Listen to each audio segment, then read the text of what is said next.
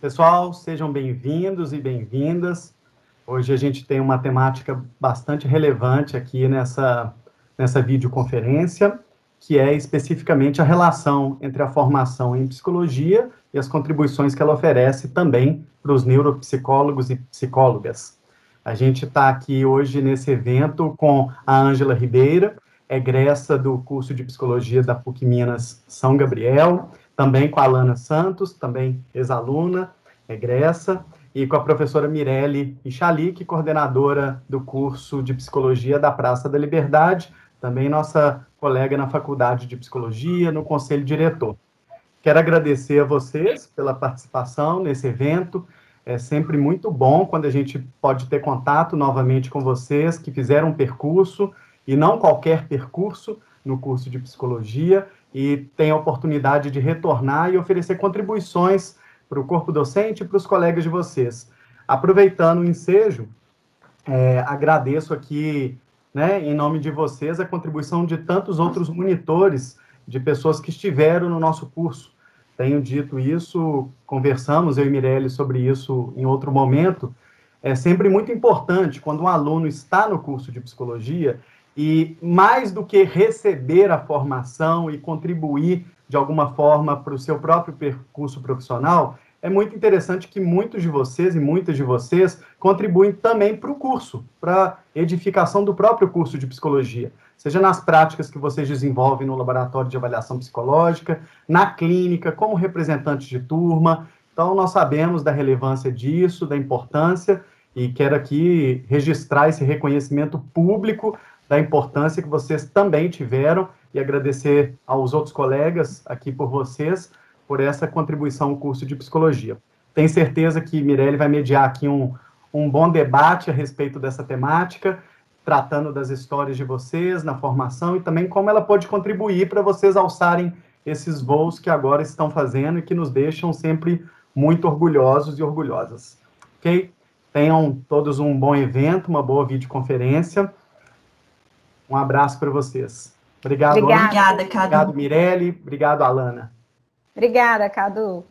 Então, meninas, olha só, hoje a gente vai falar um pouco da nossa história, né? E eu acho que se a gente está numa live, né, numa conferência de férias, né, a gente está aí participando do FAPSE com você de férias, a gente quer trazer um pouco desse arejamento, né, desse momento da gente pensar o quanto a formação em psicologia, ela pode trazer múltiplos caminhos, e especialmente, né, como o Cadu falou, pode proporcionar caminhos que são muito meritórios, né, que a gente deve olhar para vocês e pensar onde vocês chegaram, né, com muita dedicação, com muito esforço, e com muita vontade, né, de estar nesse lugar que vocês ocupam hoje. Eu não vou ficar dando muitos spoilers, eu vou deixar vocês contarem um pouquinho da trajetória de vocês,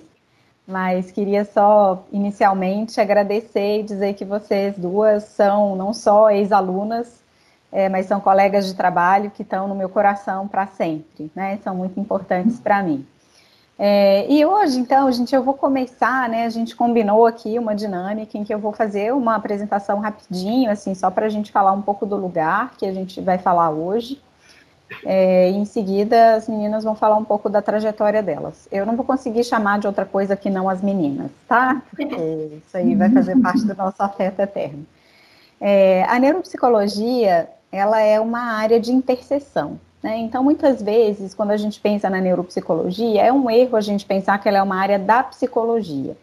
A neuropsicologia é uma área que bebe da fonte da psicologia, mas ela bebe da fonte de outras ciências também, da medicina, da epidemiologia, da fisiologia. Então, a gente está falando de uma área que certamente tem contribuições que os psicólogos já têm de base por conta da sua formação primária, mas certamente vão ter que trilhar aí uma trajetória de estudo de outras temáticas que não são temáticas especificamente relacionadas à psicologia.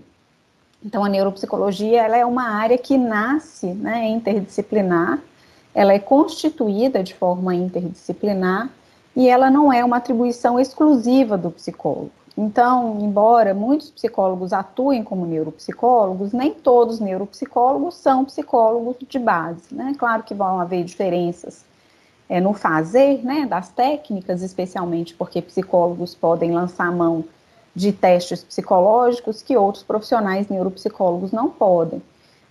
Mas, de alguma maneira, pensar numa área que tem uma amplitude maior do que simplesmente o que está circunscrito na psicologia. Então, quando a gente vai pensar assim, então, como é que a gente pode pensar essa relação, né, da psicologia com a neuropsicologia?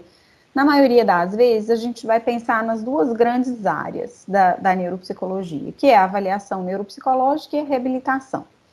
A avaliação, ela tem muito do fazer do psicólogo. Então, boa parte das avaliações neuropsicológicas, ela é constituída a partir de uma base conceitual que é muito própria da psicologia. Uma base conceitual que tem a ver com levantamento de hipóteses, com diagnóstico, com estabelecimento de metodologias investigativas. Então, a avaliação neuropsicológica ela é um processo investigativo que pretende, no final das contas, contribuir para uma delimitação da condição clínica do paciente e prescrever intervenções que eventualmente possam ajudá-lo na sua vida. Eventualmente, porque nem sempre essas intervenções são necessárias, né? Muitas vezes as avaliações neuropsicológicas elas levam a intervenções que não são especificamente clínicas, mas são às vezes de ajuste do contexto, que então a gente vai fazendo de uma outra forma. Então, a avaliação neuropsicológica, geralmente feita por psicólogos, ela é uma avaliação que ela não vai ser muito destoante daquilo que é a avaliação psicológica. Mudam as técnicas, muda o objeto, né, o objeto de estudo, as sintomatologias que, em geral, a gente analisa são sintomatologias mais cognitivas, né, o que vai diferenciar muito da avaliação psicológica, que pretende ver o sujeito como um todo, né, integrado. A avaliação neuropsicológica não perde o todo, mas ela vai focar na avaliação cognitiva, avaliação da inteligência, da memória, da função executiva, né, da atenção, das orientações temporoespacial, né, então a avaliação neuropsicológica, ela certamente tem uma relação muito estreita com a psicologia. A reabilitação neuropsicológica, ela é uma área que pretende fazer intervenções. Então, ela pretende estimular habilidades que eventualmente estejam fragilizadas, ou compensar estratégias que eventualmente o paciente não esteja usando, porque teve uma lesão ou uma disfunção cerebral, porque ele tem uma condição clínica diversa, né? Então, a gente vai hoje falar aqui da nossa experiência muito relacionada com a dislexia de desenvolvimento, né? Então, eu tenho um paciente que funciona de um jeito diferente, né? Então, como é que eu vou intervir para esse paciente chegar na meta, né, de aprender a ler, por exemplo, né? Então, isso tudo são intervenções neuropsicológicas. Para a gente atuar com intervenções neuropsicológicas, a psicologia ajuda, mas ela não é suficiente, não. Assim como para avaliação neuropsicológica também não. Então, a gente vai precisar, dependendo do objeto que a gente está lidando com ele, né, com a questão que a gente está lidando com ela, a gente vai precisar de estudar um monte de outras coisas. No caso da dislexia, por exemplo, a gente morre de estudar a língua portuguesa, né, a gente tem que estudar a língua portuguesa, a gente tem que estudar regras ortográficas, a gente tem que estudar a fonologia da língua. Então, são coisas que não têm exatamente a ver com o que a gente tem de base na psicologia, mas a gente também vai precisar estudar. Então, toda vez que a gente pensa em neuropsicologia, a gente vai pensar numa área que é muito complexa, né? Então, assim, falando rapidamente, né, se eu estou falando de uma ciência interdisciplinar, eu estou falando de um campo de conhecimento que é de alta complexidade. Não só pela competência teórica, conceitual, que é interdisciplinar e misturada, né, de várias áreas, mas também porque a competência técnica, o fazer do trabalho, ele é também interdisciplinar. Então, a gente está falando de uma área de alta complexidade. Para a neuropsicologia, interessa relacionar comportamento, cognição, funcionamento cerebral.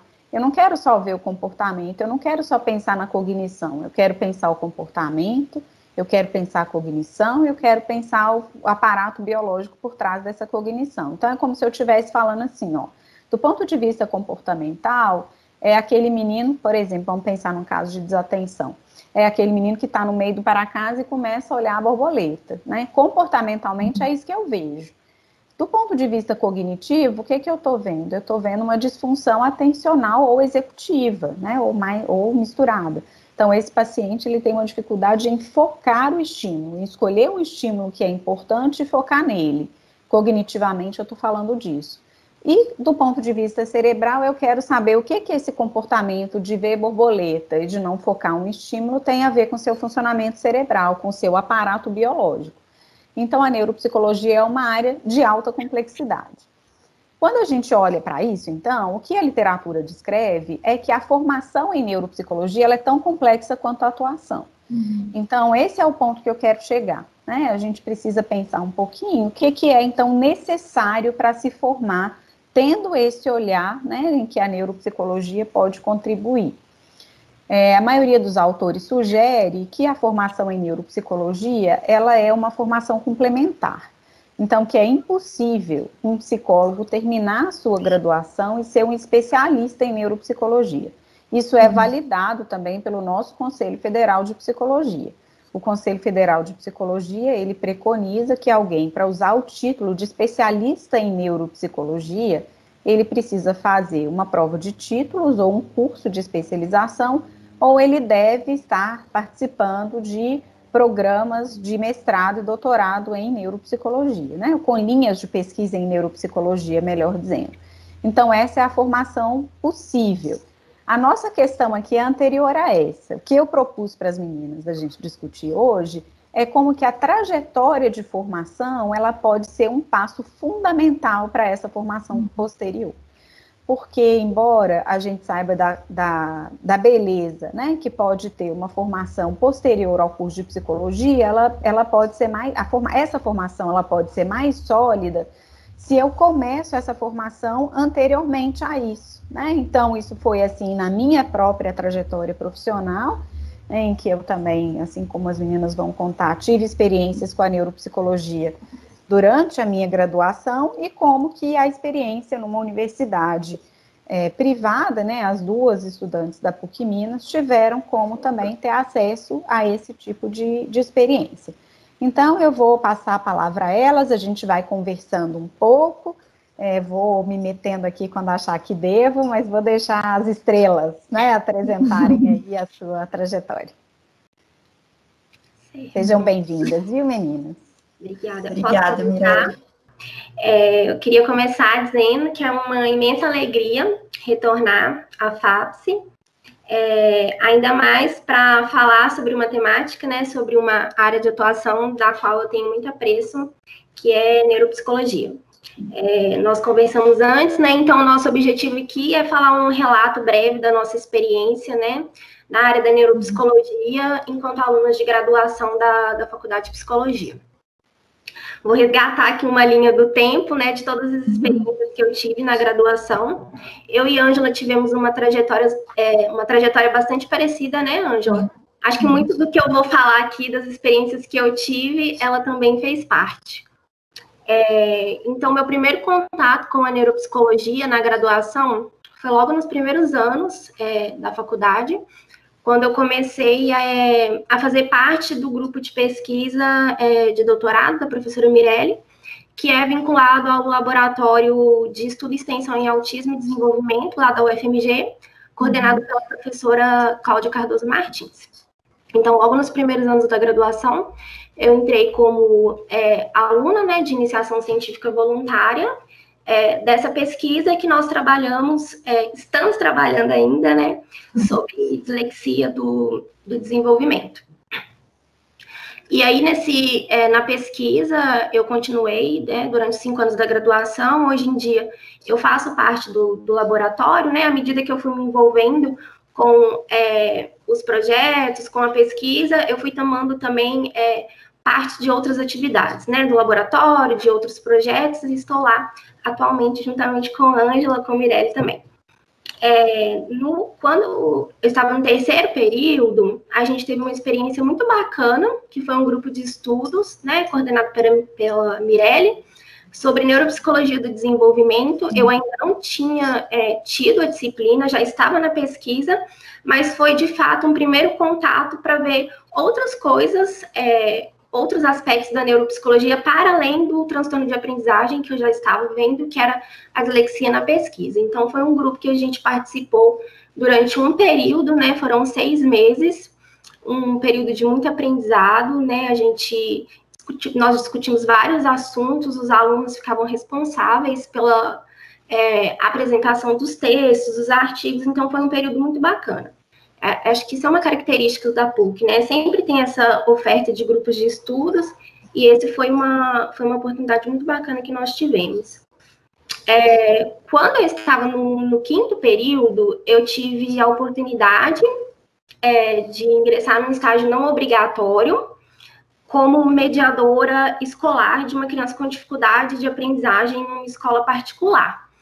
E esse estágio também foi muito bacana, foi um momento que eu pude aplicar tudo que eu já vinha estudando sobre neuropsicologia, tudo que eu já vinha vindo aprendendo, né, também com a experiência na pesquisa, porque o trabalho, na verdade, era pensar estratégias cognitivas compensatórias, de manejo de ambiente, para ajudar essa criança nas dificuldades.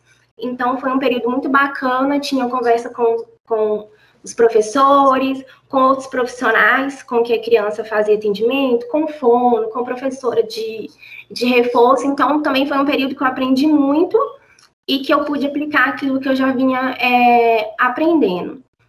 Eu tive também várias experiências de estágios obrigatórios, não especificamente de avaliação neuropsicológica, de avaliação psicológica, mas que eu também pude aplicar o que eu já vinha aprendendo, especificamente na operacionalização do processo, né? Porque nessa pesquisa em específico, que foi a pesquisa do doutorado, os alunos de graduação, nós trabalhávamos aplicando, fazendo o processo mesmo completo de avaliação neuropsicológica.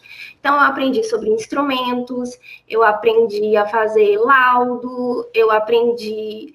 melhorei também um pouco o raciocínio clínico, né? Quando a gente avalia muitas crianças, a gente começa a ficar nesses questionamentos. Nossa, por que será que ela teve um desempenho tão bom nesse teste, mas nesse outro que avalia o mesmo construto, ela não foi tão boa assim? Então, a gente começa a criar essas perguntas e sempre buscar estudar mais. Então, foi um período muito bacana, que eu aprendi muito também e desenvolvi muita habilidade de observação clínica, porque é um volume muito grande de crianças que nós avaliamos na pesquisa. Então, quanto mais criança nós vamos avaliando, mais a gente vai melhorando essa habilidade de perceber como que a criança se comporta, como que a criança faz estratégias, né, para resolver uma situação desafiadora de um instrumento, como que ela monitora, né, o automonitoramento de erros. Então, essa observação clínica também eu acho que foi bastante ampliada durante esse período.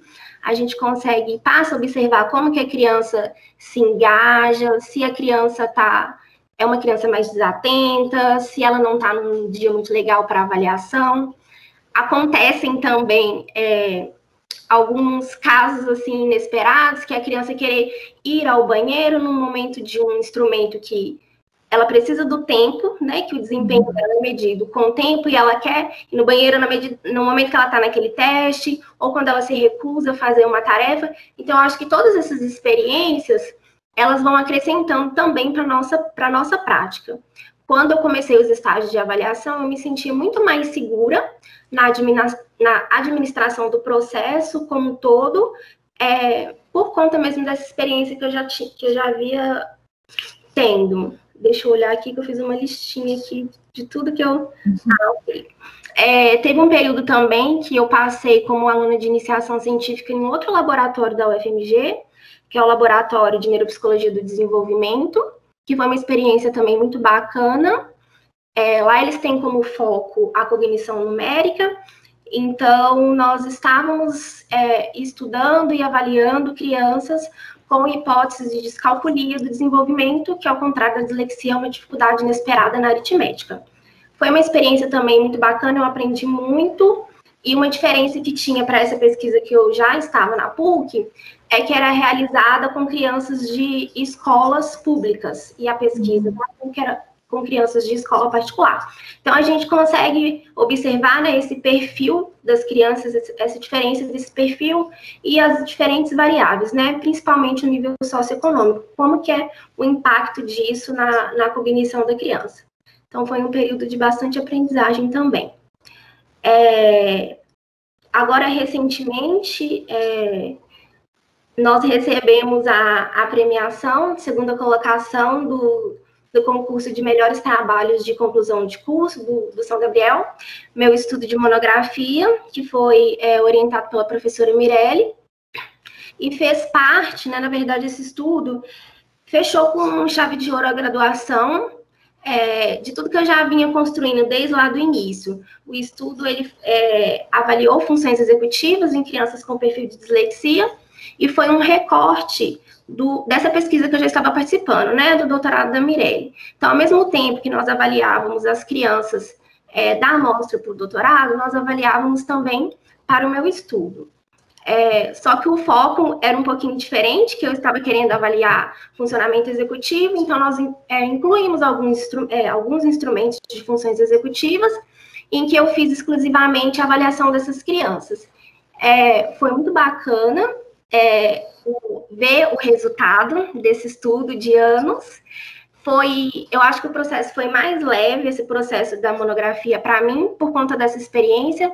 Eu já tinha uma identificação com o tema, eu já tinha uma identificação com a metodologia longitudinal do estudo, com programas, né, de estatística, foi um estudo quantitativo. Então, eu acho que isso facilitou esse processo.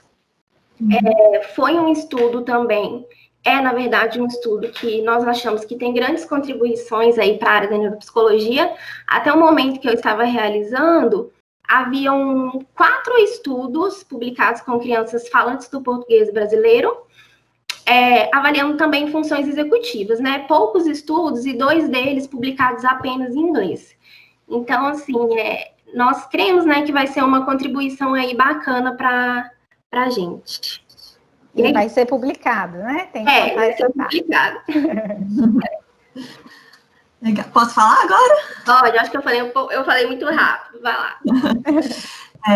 Eu acho que, sim, muito da minha trajetória é bem parecida com a da Alana, né? A gente trabalhou juntas aí um tempão, estamos trabalhando juntas ainda. Mas, não sei, quando eu paro para pensar na minha trajetória, né, assim, com esse convite da Mirelle e tal, parei para pensar em como que foram as coisas, né, durante a graduação e tal. Eu acho legal pensar o tanto que me abriu portas, né, participar desse estudo do doutorado da Mirelle e tal, e rendeu tanta coisa, porque ela terminou o doutorado e ainda a gente tem muita coisa ainda para trabalhar, continuamos trabalhando juntas e tal, muitos dados coletados.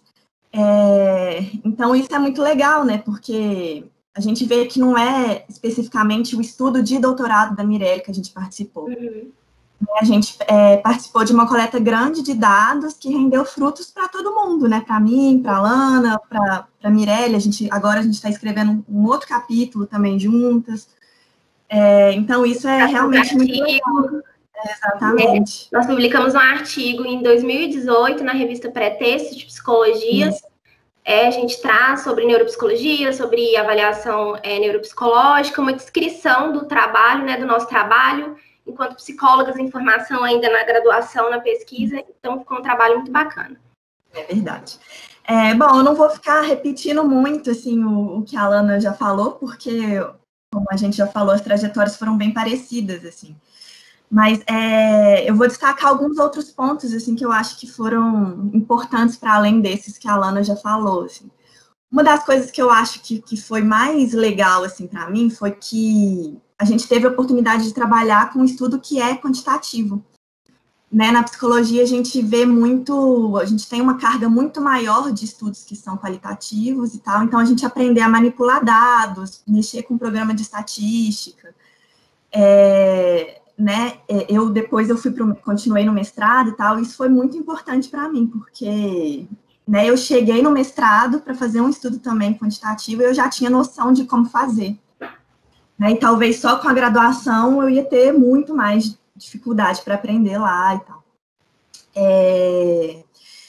Então, isso eu acho que foi uma das coisas mais legais, assim, que na graduação eu não tive a oportunidade de ver isso em nenhuma disciplina. Uma coisa que a Alana falou que é muito legal é a questão do nosso olhar clínico mesmo, né, para as coisas e tal. Por mais que eu tenha feito, assim, todos os estágios possíveis de avaliação, feito as disciplinas e tal, é muito diferente quando você ganha mais experiência, né? Porque a gente fez avaliação de muitas crianças. Apesar de ter sido uma população clínica bem específica, né? Que eram crianças com dislexia, né? A gente avaliou crianças típicas e crianças com dificuldade. Era uma bateria fixa, né? A gente aplicava sempre os mesmos testes, mas ainda assim a gente conseguia ver, igual a Alana falou, né? Assim, muitas diferenças. Crianças que iam muito bem, crianças que iam muito mal. Às vezes a criança ia bem em um e ia mal em outro teste que media mais ou menos a mesma coisa. Então, isso fez a gente aprender muita coisa, pensar muita coisa, que talvez só na graduação a gente não fosse conseguir ter um olhar tão amplo assim. E aí, deixa eu só dar um pitaco aqui, gente, que às vezes vocês ficam falando assim, muita criança, talvez as pessoas estão pensando que muita criança é isso, né? O estudo do doutorado, ele começou em 2014, e as meninas já estavam comigo lá em 2014. Até o final do estudo, que, assim, a gente só parou de coletar dados o ano passado por conta da pandemia, né? Então, a gente coletou até 2019. Então, a gente está há 5 anos seguidos, né, coletando dados para esse estudo. É um estudo que já tinha começado, na verdade, né? Como a Ângela falou, não é um estudo que foi feito só para nós, é um estudo grande, a gente quer estudar, de fato, as características, né, cognitivas relacionadas à dislexia de desenvolvimento, do ponto de vista longitudinal, então, do ponto de vista do segmento, né, da evolução do transtorno. E fico aqui, talvez, hipotetizando, assim, que por baixo, cada uma delas, a Alana e a Ângela, avaliou uns 20 meninos por ano. Por baixo, assim. Eu acho que se a gente fosse computar, eu não pedi para elas fazerem isso, mas se a gente fosse computar aqui a quantidade de crianças, vai dar mais ou menos isso. E a avaliação, como elas falaram, não é uma avaliação de ir lá, sentar com o menino 15 minutos e ir embora. A nossa avaliação é uma avaliação completa. Então, a gente fazia 3 encontros com a criança, às vezes 4, dependendo da condição clínica, e não são encontros de 15 minutos, são encontros de 1 hora, às vezes 1h30, 3 horas, né, de avaliação completa, às vezes dava muito mais do que isso. E para a escrita do documento, né, do laudo, para a gente fazer encaminhamento, elas tinham que sentar e pensar o caso clínico, embora o ponto de partida fosse o mesmo, né, a mesma medida, aplicada na mesma sequência, pensar o todo do caso, né, exige olhar para essa família, olhar para o contexto que a criança está, exige pensar, né, que condição cognitiva a criança apresentou no dia do exame. Então, se Ângela começou a avaliar a criança X, Ângela termina de avaliar a criança X para ter essa ideia toda, né? Então, embora seja, né, um trabalho que tem aí algumas diferenças do trabalho clínico, especialmente na constituição, né, dos instrumentos, né, das hipóteses, a gente já hipotetizava que o menino tinha dificuldade para aprender ou não, né, então a gente tinha um ponto de partida. A análise clínica posterior, ela é sempre necessária, mesmo para aquele menino que a escola jura para a gente que é uma criança típica, né, que é uma criança controle. Às vezes ela até do ponto de vista cognitivo, mas tem uma mãe que liga para a gente 3 vezes na semana, né, para saber se o menino está ótimo mesmo. Então tem toda uma análise aí que é para além do instrumental. Eu acho que você falou ali mais ou menos das crianças que a gente avaliou, mas tanto eu quanto a Alana, a gente participou também da logística da coisa, né? Assim, de ligar para os pais, fazer o agendamento. Tudo isso também acho que foi super importante, né? Não era só chegar lá e avaliar uma criança, né? A gente tinha o processo todo também. Contar com a escola, né? Estar ali disponível para responder questões dos pais, né? Das supervisoras pedagógicas. Foi um trabalho bacana demais. E valeu muito para as nossas próprias experiências. Eu, por exemplo, nos estágios de clínica e escola, de avaliação, eu fui muito em escola para conversar com professores ou com coordenadores. Então, essa experiência prévia da pesquisa lá no início da graduação, sempre o primeiro estágio, a gente, né, vem aquele momento mais ansiogênico de ter o contato com os pais, com outros profissionais. Então, nos meus estágios, eu já estava mais ambientada a esse contato com a escola, como que a gente vai, apresenta, como que a gente conversa. Então, foi uma experiência muito bacana também. Que a gente não vai de chinelo, né? Esmalte descascado. Esmalte descascado, né? Lápis no cabelo. A gente não vai desse jeito. Eu acho que nem só nos estágios em si, assim, nas próprias disciplinas da graduação, a gente já chegou com uma bagagem maior, assim. Porque, por exemplo, eu entrei na pesquisa antes de fazer a disciplina de neuropsicologia. Quando chegou a disciplina, eu já tinha um olhar, assim, bem diferente, né? Não era o meu primeiro contato. Mesma coisa nas disciplinas de avaliação, né? Muitos testes que a gente aprende na graduação, a gente já estava bem ambientado, assim, já sabia fazer e tal. Então, foi realmente muito legal. A gente teve uma bagagem muito grande. Sim, e eu acho que esse contexto de pesquisa, ele instiga a gente a estar o tempo todo estudando, né? Desde o momento que eu entrei, eu comecei a me interessar por outros transtornos também, não só de aprendizagem, por estudar outras funções cognitivas, e assim, não é só aprender a administrar o instrumento, a corrigir o instrumento, porque a avaliação, né, como a gente sabe, é para além disso. Então, a gente começa a estudar também os modelos cognitivos. Isso vale para a nossa prática, né? Como a Mirelle mencionou no início, a neuropsicologia é uma área de atuação muito complexa. Exige da gente muito estudo, muita técnica, muito conhecimento, muita prática.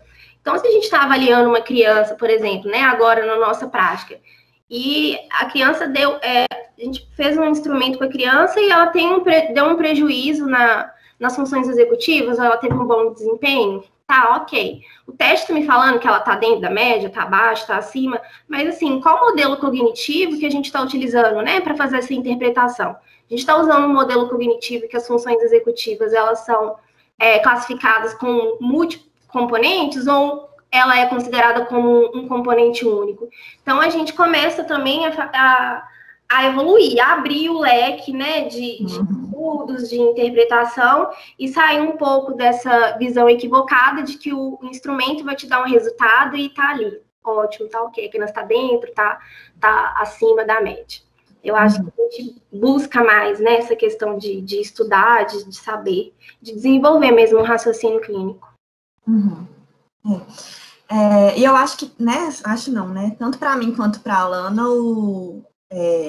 essa formação prévia rendeu muitas coisas, né, como eu já falei. Por exemplo, eu estou terminando o mestrado, a ideia é continuar para o doutorado, a Alana também, né, tá pretendendo ingressar agora no mestrado, no próximo ano.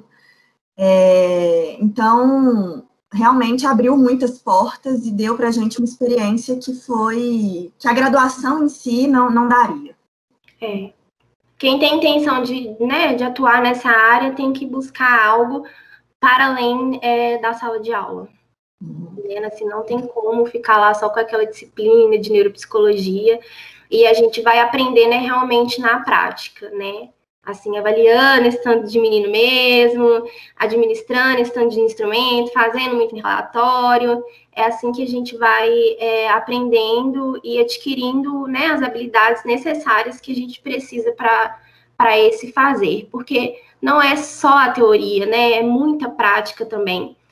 Uma coisa que eu observei, assim, que no início, quando eu entrei, as avaliações, elas demoravam muito mais, não por conta do desempenho da criança, mas pela minha falta, né, de manejo, de administrar aquele tanto de instrumento. Tem teste que a gente utiliza vários materiais. Então, assim, o início, né, o meu despreparo fazia com que a avaliação demorasse muito mais tempo. E à medida que a gente, né, foi fazendo muitas avaliações, isso foi melhorando. Então, assim, a gente vai adquirindo tanto de habilidade que hoje em dia a gente consegue ver a diferença até na nossa própria prática. Por exemplo, a gente chegou no ponto da gente treinar, né, as pessoas que iam entrando no estudo, para ajudar no estudo e tal. Então, né, a gente ficou tão expert nos... Quando eu entrei, eu sei não sei se você lembra. Mas né, a gente vai pegando a experiência, isso é bem legal mesmo. Isso aí.